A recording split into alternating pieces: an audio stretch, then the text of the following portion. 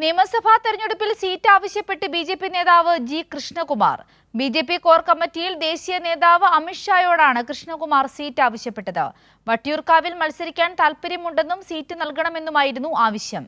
എന്നാൽ ആവശ്യം തള്ളി അമിത്ഷാ. പാർട്ടി ഘടകം തീരുമാനിക്കട്ടെ, അപ്പോൾ പരിശോധിക്കാമെന്നും അമിത്ഷായുടെ മറുപടി.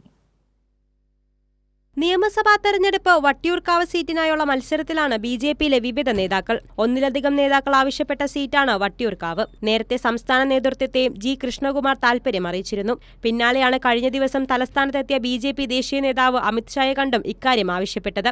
ബി.ജെ.പി. സംസ്ഥാന കോർ കമ്മിറ്റി യോഗത്തിൽ വെച്ചാണ് കൃഷ്ണകുമാർ തന്റെ ആഗ്രഹം അറിയിച്ചത്.